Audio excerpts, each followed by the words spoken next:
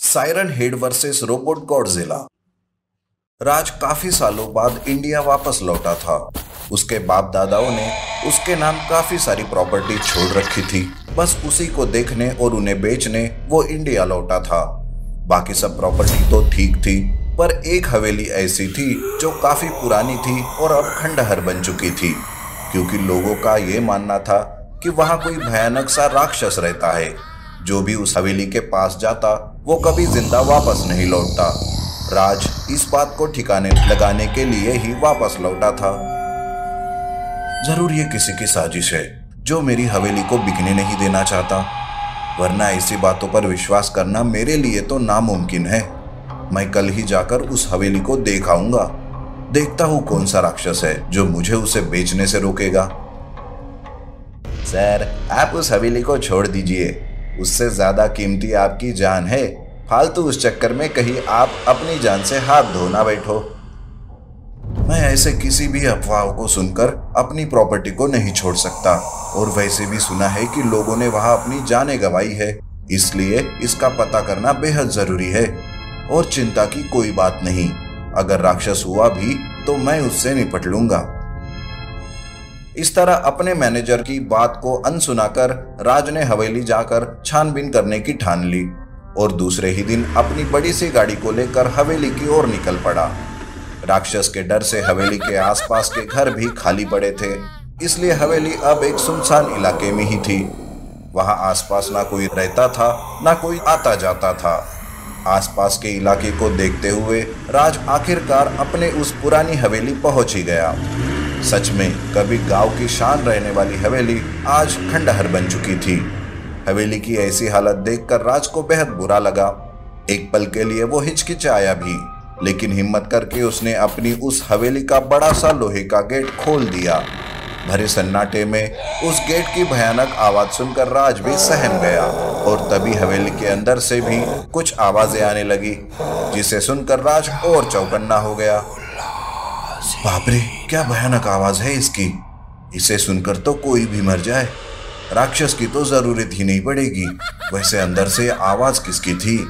जरूर कोई पंछी या छोटा मोटा जानवर होगा।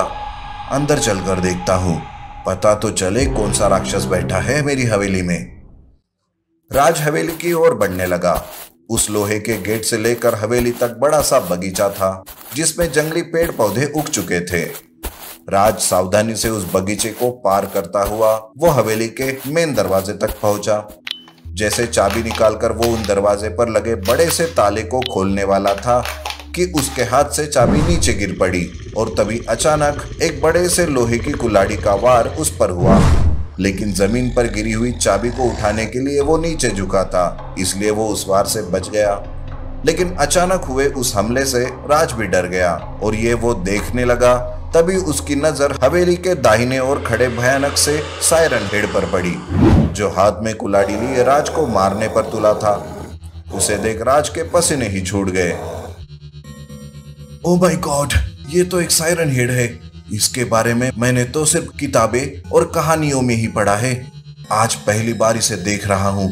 मैंने सुना है कि ये देख नहीं सकता, बस हल्की सी आहट और आवाजें सुनकर ये अपने शिकार को मारता है। मुझे कैसे भी करके अपने गाड़ी तक पहुंचना होगा। मुझे ये रिस्क उठानी ही होगी। राज बेचारा चुपचाप एक जगह कितनी देर खड़ा रहता। सायरन हेड तो उसकी हल्की सी आहट सुनने के लिए भी बेताब था, और वहीं पर खड़ा आहट सुनने की कोशिश भी कर रहा था। आखिरकार राज ने हिम्मत जुटाकर वहां से एक तेज दौड़ सीधे उस गेट की तरफ लगाई।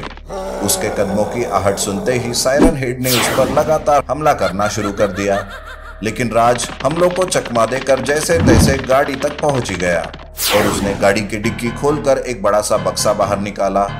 ये क्या? राज गाड़ी लेकर वहां से भागने की बजाय उस बक्से के साथ क्या कर रहा था? सायरन हेड भी तेजी से उसकी तरफ बढ़ रहा था, जिसे देख राज के दिल की धड़कनें बढ़ गई। ओह नो, ये तो मेरी तरफ आ रहा है। बस 5 सेकंड और मिल जाए तो इस सायरन हेड का काम ही तमाम हो जाएगा। राज ने तुरंत बक्सा खोलकर उसमें से एक रिमोट निकाला और बिना वक्त गवाए उसे दबाया। ठीक उसी वक्त सायरन हेड ने भी फिर से उस पर हमला कर दिया, लेकिन इस बार सायरन हेड का हाथ हवा में ही रोक लिया गया। सायरन हेड का सामना करने के लिए राज अपने रोबोट गॉडजिला को एक्टिवेट कर देता है।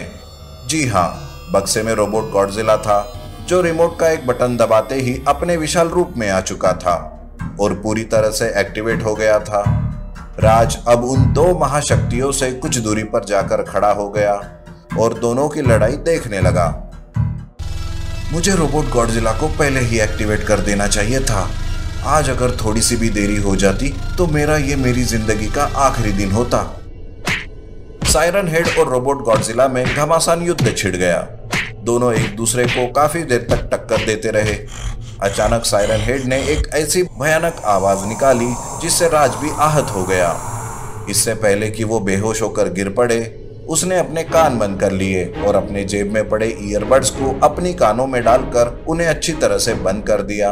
तो दूसरी ओर रोबोट गॉडजिला पर सायरन हेड की उस भयानक आवाज का कोई भी असर नहीं हो रहा था। होता भी क्यों, वो एक रोबोट जो था। पर अपने मालिक की ऐसी हालत देख रोबोट गॉडजिला ने सायरन हेड पर एक घातक हमला कर दिया, जिससे उसका कुल्हाड़ी वाला हाथ 2 टुकड़ों में बट गया और दूसरे हमले के साथ उसने उस सायरन हेड का सर धड़ से अलग कर दिया। सर धड़ से अलग होते ही उसकी वो भयानक आवाज भी बंद हो गई।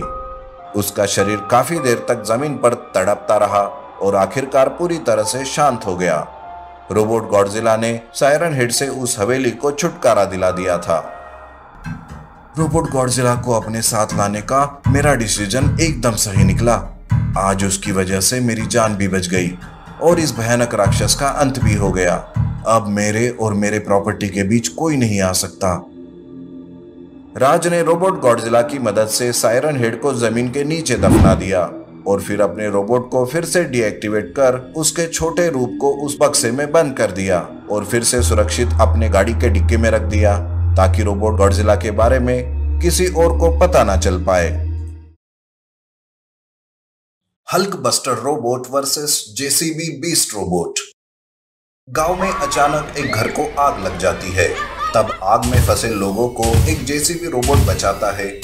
दरअसल वो जेसीबी रोबोट पंकज का था। लोगों की जान बचाने की वजह से सारे लोग पंकज का धन्यवाद करते हैं और उसकी तारीफ भी करते हैं। एक आदमी कहता है, अरे पंकज, हर बार तुम हमारी मदद करने भागे चले आते हो। अगर तुम नहीं होते तो पता नहीं क्या होता इस गांव का। अरे ये सब मैं मेरे लिए ही तो कर रहा हूँ। आप सब मेरे अपने हो। और हाँ, ये तो मेरे पढ़ाई का नतीजा है जो मैं एक जेसीबी रोबोट बना सका। अगर मैं इतना भी नहीं करता तो मेरी पढ़ाई का क्या मतलब रह जाता। इस तरह से पंकज हमेशा गांव वालों की मदद करते रहता। कभी खेतों के कामों में जेसीबी रोबोट मदद करता तो कभी रोड बनाने में। गांव वाले पंकज और उसके जेसीबी रोबोट से बहुत खुश थे और खुद को सुरक्षित भी समझते थे। इस तरह सब कुछ ठीक ठाक चल रहा था कि तभी एक दिन जंगल से एक राक्षस गांव में आता है। मैं सारे गांव को तबाह कर दूंगा, किसी को नहीं छोड़ूंगा। ऐसी भयानक हंसी के साथ वो गांव वालों को डराता है। वो जानवरों को पकड़कर खा जाता है और घरों को तोड़ने फोड़ने लगता है। गांव वाले तो बस जान बचाने के लिए इधर से उधर भाग रहे थे और जेसीबी रोबोट को पुकार रहे थे। पंकज, अरे पंकज, जेसीबी रोबोट को हमारी मदद करने भेजो। जेसीबी रोबोट तुम कहाँ हो? इस तरह से एक आदमी चिल्ला रहा था। राक्षस ने गांव वालों का बहुत नुकसान कर दिया था। वो गांव वालों पर हमला करने जाता है कि तभी वहां जेसीबी रोबोट आ जाता है। उसे देखकर राक्षस एक पल के लिए रुक ही जाता है और सोचता है, अब ये कौन है जो मुझे रोकने की कोशिश कर रहा है? सुनो, हट जाओ मेरे सामने से, नहीं तो तुम नहीं बच पाओगे। राक्षस जोर से चिल्लाते हुए जेसीबी रोबोट से कहता है, लेकिन जेसीबी रोबोट पीछे नहीं हटता और उस राक्षस के साथ लड़ाई करने लगता है। उन दोनों में भयानक लड़ाई शुरू हो जाती है। जेसीबी रोबोट के ताकत के सामने राक्षस कमजोर पड़ रहा था। वो काफी घायल हो चुका था। अगर अभी मैं मारा गया तो मेरा अस्तित्व ही मिट जाएगा। नहीं, अभी मुझे मेरी जादुई शक्ति का इस्तेमाल करना ही होगा। मैं ऐसे नहीं मर सकता। जी हाँ, राक्षस के पास एक जादुई शक्ति थी जिससे वो मरने से पहले किसी के भी शरीर में प्रवेश कर सकता था।